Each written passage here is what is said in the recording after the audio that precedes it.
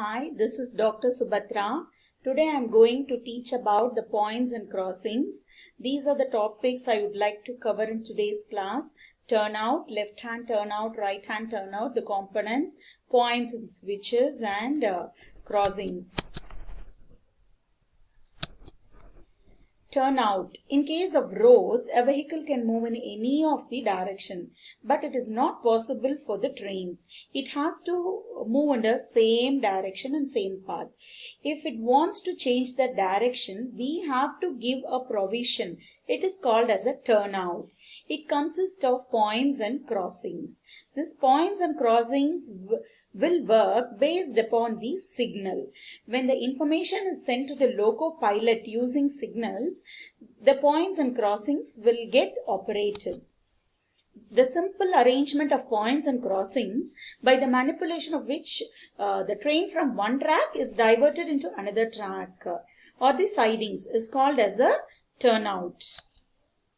The combination of a lead rail with a curved rail and the fastenings will help to divert the rolling stock. Rolling stock is nothing but our train. Whatever the component which is moving above the track or over the rail is called as a rolling stock. From one track to another track, all these combinations together constitutes the turnout. It consists of lead rail and curved rail. Lead rails are straight and curved rails are provided with some curvature. Turnouts are also provided in the yards. This is the straight one is a lead rail and this is the curved rail. There are many problems existing in the turnouts. We know very well that the weakest points are where there are joints and fastenings. So the weakest point in the railway track is that turnouts. So turnouts depends upon the movement of the train. It is divided as, we can say that as either it is left hand turnout or it is right hand turnout. This picture I have already shown in my second class. This is the constituents of a turnout.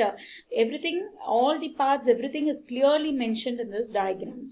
There are two straight rails.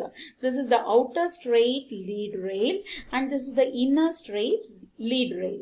This is the outer curved lead rail.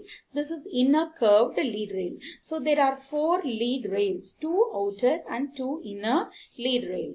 On the outer side, check rails are provided. This is one check rail and here one check rails are provided.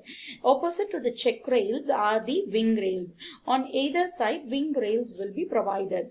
The angle formed in between the wing rails, we'll call it as nose of crossing. It may be theoretical or actual. This portion I will zoom it in the next diagram. And the smallest portion is called as a throat portion. This is the facing direction and this is the stock rail, end of the stock rail. The gap which is formed between the stock rail and this curved tongue rail is called as the throw-off switch. All the particles, all the parts will be detailed in next slides. So these are some of the component parts which I explained. Facing direction is standing at switch and looking towards a crossing. This is standing at switch portion, looking towards a crossing. So this portion is a crossing and this portion is the switch. So standing at switch and looking towards a crossing. Trailing direction is just opposite of facing direction. Point is a pair of tongue rail with a stock rail is called as the points. Train diverting from main track will negotiate these points first. After that only it will cross the crossings. Okay, it will pass through the point and then towards the crossing. Then coming to tongue rail, it is a tapered mobile rail made of high carbon or manganese steel.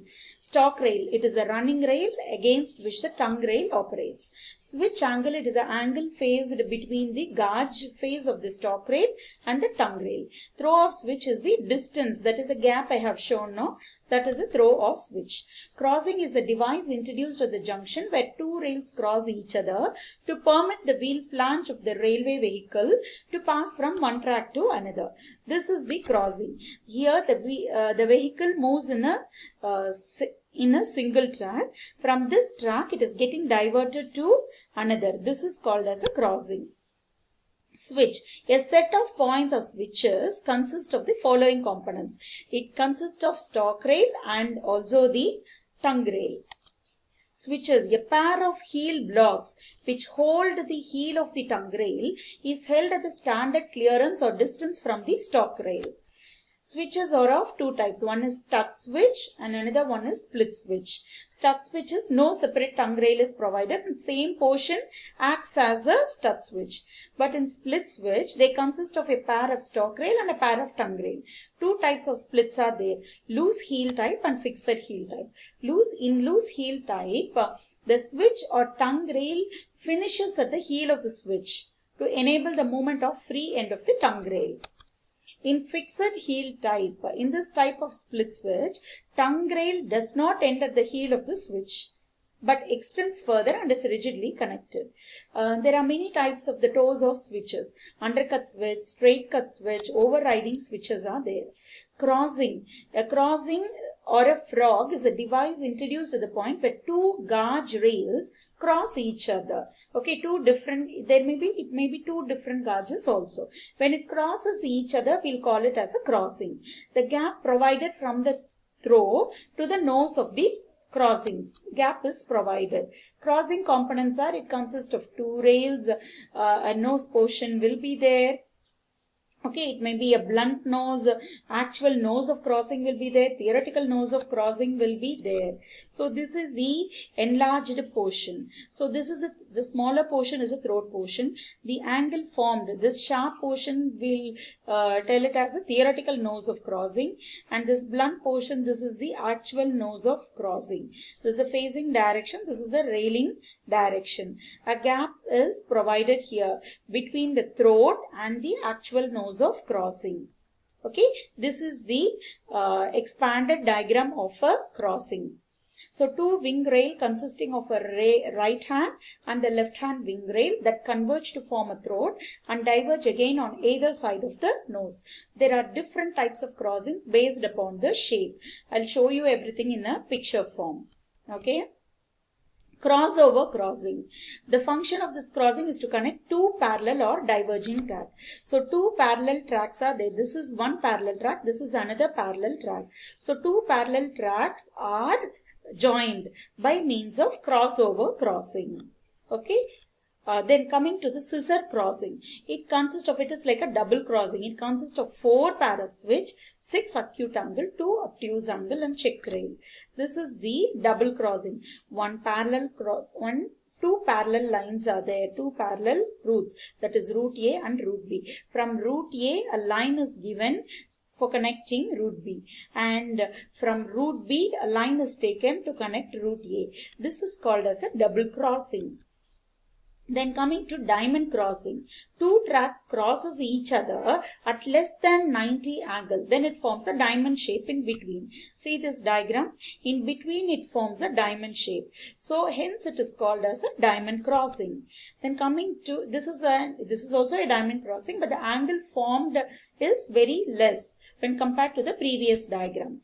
Gathering lines means many tracks diverge from one line. See, for example, one track is there. From that one track, many lines are getting diverged. So far, we have seen different types of crossings, switches, left hand turnout, right hand turnout, all the components parts we have seen. Okay, I think you're all clear. Thank you so much.